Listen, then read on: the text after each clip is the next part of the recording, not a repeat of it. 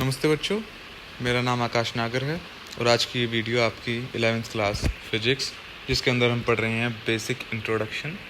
और basic introduction के अंदर हमारा क्या चल रहा है, कैलकुलस, यानी कि एक तरह से हम अवकलन करना और डिफरेंशिएशन अभी तक सीख रहे हैं। तो उसमें जो अभी तक पिछली वीडियो हुई है उसमें काफ़ी हद तक उसके फॉर्मूले ख़त्म हो चुके हैं और उसके अलावा जो है उसके जो जोड़ने के, घटाने के, गुणा करने के और भाग करने वाले जो फंक्शन यानी फलन थे उनको किस तरह से सोल्व करना है उसके फॉर्मूले भी मैं लिखा चुका हूँ। तो ऑलमोस्ट अवकलन अब कंप्लीट है, बस एक उसका लास्ट बचा है जो स्टेप है। उसके बाद अवकलन कंप्लीट हो जाएगा। उसके बाद हमारा समाकलन आएगा, अवकलन ये डिफरेंशिएशन, और उसके बाद समाकलन यानी इंटीग्रल। खैर वो अलग चीज़ है, लेकिन वो अब आसानी से हो जाएगी क्योंकि अब आपने अवकलन सीख लिया है, इसी पे ही लगभग बेस करके वो समाकलन है। अंतर सिर्फ ये होगा कि अवकलन में आप बड़ी चीज़ को छोटे छोटे हिस्सों में तोड़ते हो और समाकलन में आप छोटे हिस्से को मिला के बड़ा हिस्सा बनाते हो। खैर वो जब समाकलन आएगा वो मैं तब आपको सिखाऊंगा। अभी फ़िलहाल बात हो रही है अवकलन की, जिसमें 6 पार्ट हो चुके हैं। आज ये 7वां पार्ट है जो आपके सामने वीडियो है। और मैं फिर से इसमें रिपीट कर रहा हूँ, जो बच्चे पिछले पार्ट नहीं देख के आए हैं यानी 1 से लेकर 6 तक के, वो पहले उन पार्ट को देख के आएंगे, उसके बाद 7th वाले पार्ट पे यानी कि इस वाले पार्ट पे आएंगे, तभी उनको चीज़ें समझ में आएंगी। तो पिछली वीडियो का मैंने जिक्र कर दिया, हमने क्या देखा था, वो जो भाग वाला था कि जो भाग वाले फलन है उनको हम, अगर मैं लिखूँ यहाँ पे, तो वो ये वाले थे, y = fx/gx। इसका अवकलन किस तरह से करेंगे, अगर 2 फलन भाग में दिए हुए हैं, यानी एक फलन है fx और एक है gx, ऊपर नीचे दिए हुए हैं, भाग में दिए हुए हैं, तो कैसे करेंगे उसका फॉर्मूला लिखा दिया था, उसके ऊपर कुछ एग्जाम्पल आपको करा दिए गए थे। तो इस वाले में हम इसकी बात नहीं करेंगे, अब इससे आगे बढ़ते हैं और अवकलन का ये लास्ट होगा। इतनी ही हमें ज़रूरत है फिजिक्स के अंदर, इससे ज़्यादा ज़रूरत नहीं है। बाकी जो मैथ वाले हैं वो उनको मैथ वाले टीचर पढ़ाएंगे। और हाँ, मैथ की जो क्लासेस हैं अब वो शुरू होंगी आपकी। बायो की एक वीडियो आ चुकी है, आपको बायो की भी आएंगी और मैथ की भी अब आनी शुरू हो जाएंगी। तो खैर अब हम बात कर लेते हैं उस फंक्शन की, या उस टॉपिक की जो इसमें शुरू होने वाला है। वो टॉपिक है मैक्सिमा एंड मिनिमा। इसे लिखते हैं हम मैक्सिमा एंड मिनिमा। तो ये तो है पूरे नाम, लेकिन इनको हम लिखते कैसे हैं, हम लिखते हैं इसको MAX शॉर्ट में, और इसको लिखते हैं MIN। तो ये मैक्सिमा और ये मिनिमा, जैसे कि आपको, मैं इसको मिटा के दोबारा लिख देता हूँ सही से, सिर्फ मैंने आपको बताया इनका पूरा नाम और इनका शॉर्ट फॉर्म। तो मैक्सिमा एंड मिनिमा। अब ये हैं क्या, मैक्सिमा और मिनिमा, आपको अगर थोड़ा इंग्लिश में ध्यान दिया होगा तो आपको वर्ड से समझ में आ रहे होंगे इसका मतलब क्या है। मैक्सिमा का मतलब है अधिकतम, और मिनिमा का मतलब है निम्नतम। अब अधिकतम मतलब सबसे ज़्यादा और निम्नतम मतलब सबसे कम। तो इसके अंदर जो है हम वैल्यू निकालेंगे अधिकतम वाली और निम्नतम, या निम्नतम से भी अच्छा वर्ड होगा यहाँ पे न्यूनतम। हिंदी में बोलते हैं ना न्यूनतम, यानी कम से कम वैल्यू क्या है, न्यूनतम। तो मान लीजिए अब किस तरह से निकालेंगे और किसकी निकालेंगे, अभी आपको ये समझ में नहीं आ रहा हो कि वैल्यू निकालनी किसकी है ना, अधिकतम निकालनी किसकी है, मिनिमम निकालनी किसकी है। चलो, और इसको हम अधिकतम और निम्नतम नाम बोल के हम मैक्सिमा और मिनिमा बोलेंगे, ठीक है, ताकि आपको भी इजी रहे समझने में और मुझे भी पढ़ाने में थोड़ा इजी रहे। तो मैक्सिमा और मिनिमा, मैक्सिमा अधिकतम, मिनिमा न्यूनतम। तो अब निकालनी किसकी है, मान लीजिए आपको कोई फलन दे दिया है y = x² - 2x + 1। अब वो कह रहे हैं बताओ इसकी अधिकतम वैल्यू क्या होगी या न्यूनतम वैल्यू क्या होगी, या जो भी है, जो भी इसकी वैल्यू है वो क्या होगी। तो अब वो हम निकालेंगे कैसे, मैं इसको थोड़ा ऊपर कर देता हूँ, यहाँ से देख लेते हैं। तो इसको हम निकालेंगे कैसे, इसके क्या स्टेप हैं निकालने के। भाई इसकी ये कोई इक्वेशन है, ये कोई फलन है जिसमें x का मान कुछ होगा और उस x के ऊपर डिपेंड करता होगा कि y का मान क्या है। ये जो x है इसके ऊपर डिपेंड, y का मान किसके ऊपर डिपेंड करेगा, x के ऊपर। तो इसलिए मैंने आपको पहले बताया था, इसलिए रिपीट कर रहा हूँ, x क्या है, स्वतंत्र, यानी x का मान कुछ भी हो सकता है, लेकिन y का मान क्या होगा वो डिपेंड करेगा x के ऊपर कि x का मान क्या है। तब आपको पता चलेगा कि y का मान क्या आया। तो x है स्वतंत्र और y है आश्रित। वो मैंने चर बताए थे आपको, इसलिए मैंने रिपीट कर दिया एक बार और। तो y = x² - 2x + 1, ये आपको फलन दिया हुआ है, इसकी बतानी है आपको मैक्सिमम या मिनिमम वैल्यू। तो इसको निकालने के 4 स्टेप हैं, स्टेप में लिख देता हूँ राइट में। इसको निकालने के स्टेप्स क्या हैं। पहले में क्या करेंगे आप, इसका dy बाई डी एक्स, ठीक है, इसका निकाल देंगे अवकलन। तो अवकलन करने के बाद आपको कुछ मिलेगा, मान लो एफ एक्स है ये टोटल फंक्शन, तो आपको अवकलन करने के बाद जो है उसको हम कह देते हैं एफ डैश एक्स। ये जो ऊपर मैंने डंडा लगाया है ना, जो आपको एक की तरह दिख रहा है, जैसे इसकी घात एक चढ़ा दी हूँ मैंने, इसको बोलते हैं डैश। तो इसको लिख देंगे हम एफ डैश एक्स, यानी ये जो हमारा कुछ अवकलन करने के बाद हमारा आया, मैं दिखाऊंगा क्या आया और किसको हम एफ डैश एक्स बोल रहे हैं। तो पहले अवकलन कर दिया, उसके बाद हम क्या करेंगे दूसरे स्टेप में, ये जो एफ डैश एक्स आया इसके बराबर हम 0 रख देंगे, इसको 0 के बराबर रख देंगे। उससे क्या फ़ायदा होगा वो भी मैं बताऊंगा। फ़ायदा ये होगा कि आपको x की वैल्यू मिल जाएगी। तीसरा फंक्शन हम क्या करेंगे, सॉरी फंक्शन ही मतलब तीसरा स्टेप क्या होगा, तीसरा स्टेप होगा, चलो तीसरा स्टेप मान लेते हैं कि हमारी x की वैल्यू आ गई, इक्वल टू रख के मान लो a1 या a2 या कुछ भी आ गई, मैं कुछ भी मान लो, कुछ भी आ गई, a1 a2 मैंने रख दिया है, लेकिन a1 a2 नहीं आएगी, वो 1 2 3 4 1/2 अंडर रूट, मतलब कुछ भी आ सकती है ऐसी। ये तो आपको समझाने के लिए है सिर्फ। a1 a2 कभी आप वहाँ पे जाके ढूंढने लगो कि a1 a2 वैल्यू नहीं आ रही है इसकी। तो थर्ड वाला स्टेप ये हो गया। उसके बाद फोर्थ स्टेप, ये थोड़ा इंपॉर्टेंट है, मैक्सिमम और मिनिमम वैल्यू पता लगाने का तरीका। मतलब अब पता कैसे चलेगा कि ये मैक्सिमम आई है कि मिनिमम आई है। वैल्यू तो हमारे पास आ गई एक्स की, लेकिन मिनिमम है कि मैक्सिमम है वो कैसे आएगी। चलो चौथे स्टेप को मैं अभी बताता हूँ, पहले ये 3 स्टेप हम लेफ्ट वाले सवाल में कर लेते हैं जो लिखे हैं। तो पहला स्टेप क्या है, पहला स्टेप है इसका अवकलन करना। अवकलन कैसे करेंगे, dy बाई डी एक्स, अवकलन एक्स स्क्वायर का 2x, यहाँ पे 2 तो ऐसे ही रह जाएगा, x का अवकलन 1 प्लस 1 का 0, क्योंकि यहाँ पे तो सिर्फ यही है, और कांस्टेंट है 1 का 0 हो जाएगा। अच्छा यहाँ पे 2 का 0 क्यों नहीं हुआ, क्योंकि 2 के साथ x है, 2 को हम बाहर रख लेंगे, 2 का अवकलन नहीं करेंगे क्योंकि कांस्टेंट है, क्योंकि हमारे पास इसमें है चीज़ जिसका अवकलन हम कर सकते हैं, वो क्या है x, तो हमने x का अवकलन कर दिया। लेकिन दूसरे वाले में यहाँ पे सिर्फ +1 है, इसके साथ कोई x नहीं है, कुछ नहीं है इसका अवकलन कर सकें, तो यहाँ पे 1 का अवकलन हो गया और वो हो गया 0। 0 क्यों, क्योंकि कांस्टेंट है, ये मैं कई बार बता चुका हूँ। तो खैर अब ये हो गया, क्या आया 2x माइनस 2। तो ये जो आया 2x माइनस 2, ये अवकलन करने के बाद आया। अवकलन करने के बाद जो आया उसको ही हम क्या बोलते हैं, अभी मैंने लिखवाया एफ डैश एक्स, ये रहा, ठीक है, इसको ही बोलते हैं F dash x. Second step क्या है, एफ डैश एक्स को रख दो 0 के बराबर, एफ डैश एक्स को रख दो 0 के बराबर। तो पहला स्टेप ये हो गया। दूसरा स्टेप एफ डैश एक्स क्या है, 2x माइनस 2 बराबर 0, यानी 2x बराबर 2, x बराबर 2 से 2 कट जाएगा 1। आपके पास वैल्यू आ गई x की 1। यहाँ तक क्लियर है। ये हो गया तीसरा स्टेप। तीसरा स्टेप यही है ना कि आपके पास x की वैल्यू आ जाएगी a1 a2 a3 टाइप। तो a1 a2 a3 मैंने बोला था इस तरह से नहीं आएगी, कोई 1 2 3 है इस तरह की वैल्यू आएगी। तो अगर आपको कन्फ्यूज़न हो रहा हो तो मैं यहाँ पे फिर भी लिख देता हूँ कि मान लो x की वैल्यू आपको 1 2 3 या इस तरह की कुछ भी मिल सकती है। वैसे a1 a2 a3 ज़्यादा अच्छा है, क्योंकि इसमें अंडर रूट आ गया तो फिर कैसे लिखेंगे हम, a1 a2 a3 ही वो वापस लिख देते हैं। तो x की वैल्यू आपके पास 1 आ गई। तीसरा स्टेप आपका कंप्लीट हो गया। अब आपको पता लगाना है कि ये वैल्यू मैक्सिमम है कि मिनिमम है। वैल्यू तो आपको मिल गई x की, लेकिन ये मिनिमम है कि मैक्सिमम है, अब वो कैसे करेंगे। तो चौथा स्टेप क्या है, हम दोबारा अवकलन करेंगे। दोबारा अवकलन को कैसे लिखते हैं, d2y अपॉन dx का स्क्वायर। दोबारा अवकलन करने के बाद जो वैल्यू आएंगी वो 3 स्टेप में होंगी। इसको थोड़ा इधर कर लेते हैं। पहला स्टेप, अगर वो पॉजिटिव है, ठीक है, प्लस में आई है, इसको पॉजिटिव को लिखते हैं +IVE, पॉजिटिव, हाँ ये शॉर्टकट है लिखने का। दूसरा क्या हो सकता है, वो हो सकती है निगेटिव। और तीसरा क्या हो सकता है, वो हो सकती है 0। 3 तरह की वैल्यू आ सकती हैं, या तो प्लस में आएगी या माइनस में आएगी या फिर वैल्यू होगी 0। इसके अलावा कोई और पॉसिबिलिटी होगी ही नहीं वैल्यू आने की, ठीक है।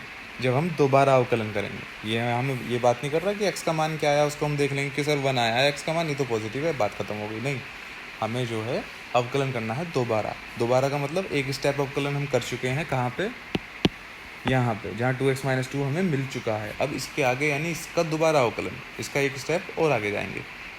तो उसमें फिर क्या देखेंगे, हमें वैल्यू से कोई मतलब नहीं होगा, ये बात आपको यहाँ पे ध्यान रखनी है।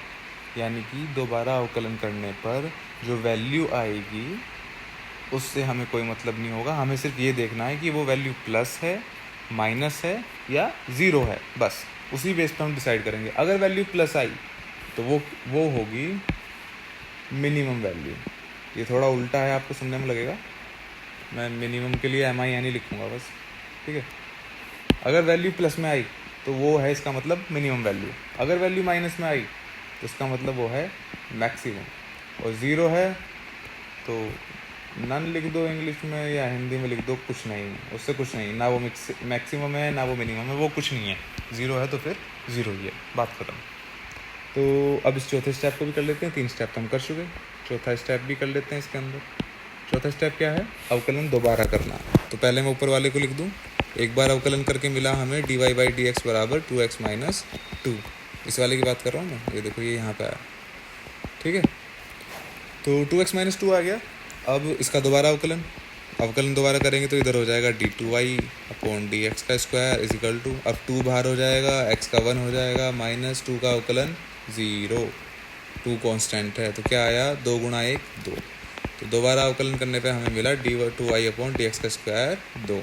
अब मैंने कहा इस 2 से हमें कोई मतलब नहीं है, हमें ये मतलब नहीं कि यहाँ 2 आया, 4 आया, 6 आया, 8, 20,000, 2 करोड़, यहाँ क्या वैल्यू आई हमें कोई फ़र्क नहीं पड़ता।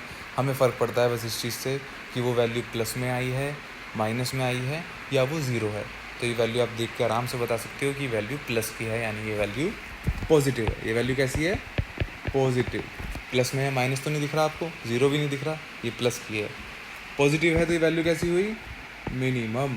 अभी ऊपर मैंने आपको लिखवाया है, ये लिखा हुआ मिनिमम, अगर पॉजिटिव है तो वैल्यू कैसी है? मिनिमम।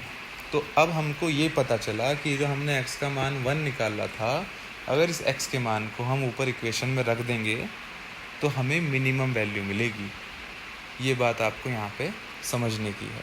थर्ड स्टेप तक हमें पता चला कि x बराबर 1 है, x का मान हमें मिल चुका है। फोर्थ स्टेप यहाँ पे मैं डाल देता हूँ, फोर्थ स्टेप करके पता चला कि जो x की वैल्यू 1 है, अगर मैं इसको ऊपर वाली इक्वेशन जो हमारी मेन इक्वेशन है ये वाली, इसमें x का मान 1 रख दूँ तो हमें वैल्यू मिनिमम मिलेगी कि मैक्सिमम, वो बताएगा हमें ये चौथा स्टेप। उसने बताया कि ये मिनिमम मिलेगी। मैं फिर से कह रहा हूँ कि इस 2 से कोई मतलब नहीं है, मतलब इसकी वैल्यू से कोई मतलब नहीं है कि ये 2 है कि 10 है कि 5 है कि 20,000 है कि क्या है, सिर्फ ये मतलब है कि ये है कैसे, ये पॉजिटिव है कि नेगेटिव है कि ज़ीरो है। कभी आप ये सोचो सर अवकलन करके तो 2 आया, तो यानी 2 को रख देते हैं ऊपर, x बराबर 1 नहीं रख के 2 रखेंगे, हमारी तो वैल्यू 2 है। वैल्यू 2 नहीं है, ये सिर्फ साइन देखने के लिए, यानी पॉजिटिव है, नेगेटिव है कि ज़ीरो है, सिर्फ इसका मतलब ये है। वैल्यू कौन सी रखनी है? जो हमारी x की निकल के आई है, ये वाली, ठीक है। तो ये क्लियर हो गया होगा, मैं समझ रहा हूँ। तो x की वैल्यू 1 हम क्या करेंगे, ऊपर वाली इक्वेशन में रख देंगे, तो हमें क्या मिलेगा? y मिनिमम वाला, क्योंकि हमने अवकलन करके देखा दोबारा कि वैल्यू कौन सी होगी, मिनिमम। तो पहली इक्वेशन क्या थी? y is equal to X square minus 2x plus 1। एक बार चेक कर लेते हैं, यही लिखवाई थी क्या? X square minus 2x plus 1, यही है। तो मैंने नीचे उतार दिया दोबारा क्योंकि ये ऊपर जा चुकी है, ठीक है। तो अब यहाँ पे x का मान पुट कर देते हैं, एक्स इज इक्वल टू 1। तो y इज इक्वल टू 1 का स्क्वायर माइनस 2 इंटू 1 प्लस 1, यानी 1 माइनस 2 प्लस 1, 1 और 1 2, 2 माइनस 2, और y का मान 0। और ये y कैसा है? ये y है मिनिमम, तो इसको बेस में लिख देंगे हम MIN, ऐसे दर्शाने के लिए कि y की मिनिमम वैल्यू जो होगी वो 0 होगी। इस फलन में y की मिनिमम वैल्यू क्या आएगी? 0। तो इस तरह से हम मिनिमम और मैक्सिमम वैल्यू निकालते हैं। अगर आपको अभी समझ में ना आया हो तो एक बार आप दोबारा वीडियो को प्ले करके पीछे से देख सकते हैं, फिर भी कोई डाउट हो तो आप पूछेंगे अपना व्हाट्सएप के ज़रिए या स्कूल में आके। तो खैर ये मिनिमम और मैक्सिमम वैल्यू थी। अभी इसके ऊपर एक एग्जांपल और लेके देख लेते हैं थोड़ा डिटेल में जाके कि और भी किस तरह के हो सकते हैं। अब आप ये सोच रहे होंगे सर ये मिनिमम और मैक्सिमम जो वैल्यू हैं ये कहाँ काम आएंगी, इनका क्या करेंगे? तो कई चीज़ें ऐसी होती हैं फिजिक्स के अंदर, जैसे कि कहीं पे दे दिया कि यहाँ पे आवेश जो है इस पॉइंट पे इतना है, इतना है अलग अलग पॉइंट पे, तो बताओ मैक्सिमम कौन से पॉइंट पे है और कितना है, मिनिमम कौन से पॉइंट पे? आवेश, या आपने शब्द शायद सुने होंगे 10वीं में 9th में, है ना। तो किसी भी चीज़ की स्पीड है, मैक्सिमम कहाँ पे है, मिनिमम कहाँ पे है। तो तो इस तरह की चीज़ें फिजिक्स में आपको आएंगी, वहाँ पे आपको यूज़ करने होंगे ये सब अवकलन वगैरह एक बार करना, ये जो 3-4 स्टेप मैंने आपको बताएं। तो अच्छा, मैक्सिमम मिनिमम कैसे, एक अगर ग्राफ के तौर पे समझें तो मान लो ये है और ये कोई ग्राफ है, तो हम क्या कहेंगे, मैक्सिमम वैल्यू जो है इसकी वो यहाँ पे है, मिनिमम वैल्यू कहाँ पे होगी, अगर हम ग्राफ देखें तो ये वाला पॉइंट मिनिमम वाला है। और मान लो अगर ये ग्राफ ऐसा ना हो के ऐसे होता कि ऐसे, तो मैक्सिमम कहाँ पे होती, यहाँ पे, ये मैक्सिमम वैल्यू होती, सबसे ऊंची पीक है। मिनिमम कहाँ पे होती, यहाँ पे, इस वाले पॉइंट पे मिनिमम होती। तो ये मैक्सिमम वैल्यू, ये मिनिमम वैल्यू, इसी तरह से ग्राफ पढ़ाए जाते हैं। ग्राफ भी पढ़ने आने चाहिए कि ग्राफ, ये नहीं है कि आप ये सोचते हो कि ये जो ग्राफ है ये लिया और ये ऐसे ऐसे कुछ भी अपनी मर्ज़ी से बना दिया, ऐसा नहीं होता। ये दर्शाते हैं कुछ चीज़ें, पढ़ना आना चाहिए इनको कि ये कहना क्या चाहते हैं। ग्राफ के ज़रिए बहुत कुछ दर्शाया जाता है, बहुत सारी चीज़ें हैं। खैर ये ग्राफ तो आपको जब कभी आएंगे तो ठीक है, पढ़ेंगे। फ़िलहाल हम बात कर रहे हैं अपने अवकलन की और फिजिक्स की, जितना हमारे काम का है। तो उसमें मैक्सिमम मिनिमम हमने पढ़ा। एक एग्जांपल और देखते हैं, उसके साथ ही वीडियो फिर ख़त्म हो जाएगी, इसके साथ आपका अवकलन भी ख़त्म हो जाएगा।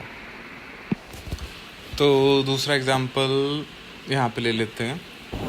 मान लो एग्जांपल है, ये थोड़ा डिटेल वाला ले लेते हैं जिसमें एक आधा स्टेप और बढ़ता हो, यानी कोई दिमाग को और चलाने के लिए थोड़ी कसरत सी हो जाएगी दिमाग की, आपकी भी। तो y = x³ - 3x, ठीक है। अब की बार क्यूब वाला ले लिया, तो अब इससे फ़र्क क्या पड़ेगा और ये किस तरह से अलग हो जाएगा, अब आप देखते रहो। स्टेप आपको याद होने चाहिए। पहला स्टेप क्या है, हम ये मैं पहला स्टेप लिख रहा हूँ लेफ्ट में ये गोला लगा, क्योंकि 1 स्टेप है। जब हम करते हैं तो लिखने की ज़रूरत नहीं है, ये सिर्फ आपको समझाने के लिए, क्योंकि अभी आप सीख रहे हैं। तो पहला स्टेप क्या है, dy/dx अवकलन करेंगे। इसका हो जाएगा 3x² - 3, x का 1 हो जाएगा, मैंने लिखा नहीं 3 × 1, फिर वापस वही लिखना था, इतना तो आप समझते होंगे। 3x² - 3, ये हो गया अवकलन। दूसरा स्टेप क्या है कि ये जो अवकलन करके आया है इसको 0 के बराबर रखो, ये 3x², इसको 0 के बराबर रख दो, ठीक है। 3x² = ये क्यों क्यूब लिख रहा हूँ मैं, 3x² = 3, तो 3 से 3 कट गया, x² = 1। अब जो मैथ वाले बच्चे हैं वो समझते होंगे कि जब लेफ़्ट साइड से स्क्वायर हट के राइट साइड पे जाता है तो उसकी वैल्यू प्लस माइनस में आती है, +-1 क्यों आती है, मोटी मोटा बता रहा हूँ, ज़्यादा डिटेल में नहीं। मान लो इधर x² है और इधर 1 मान लो, क्या यही मैंने ले लिया, x² = 1, तो स्क्वायर हटाते तो बराबर वाले पर अंडर रूट आ जाता है, √1। और जब अंडर रूट से कोई चीज़ बाहर आती है तो वो प्लस माइनस दोनों की होती है, +-1। जैसे कि अगर एक और एग्जांपल लें, x² मान लो 4 है, तो ये क्या हो जाएगा, √4। √4 अंडर रूट से बाहर कैसे आएगा, 2 × 2, यानी +- का 2। अंडर रूट खोलना तो आता ही होगा, इतना मैं सोच के चल रहा हूँ, चाहे वो मैथ का हो चाहे वो नॉन मैथ का हो, होम साइंस वाला हो, इतना तो उसको आता ही होगा। चलो यार, फिर भी अगर नहीं आता हो तो मैं बता देता हूँ अंडर रूट कैसे खुलता है। जैसे 4 लिखा था तो 4 को हम लिख देंगे √2 × 2, 2 × 2। अब इसमें से 2 जोड़े में से एक बाहर आ जाता है, तो इनमें से एक ही बाहर आएगा, वो क्या आएगा, 2। और जब बाहर आता है वो किस चीज़ का होता है, प्लस और माइनस दोनों का। तो ये खैर अंडर रूट वाली कहानी जो मुझे एक्स्ट्रा बतानी पड़ी इसमें, ताकि आपको समझ में आ जाए।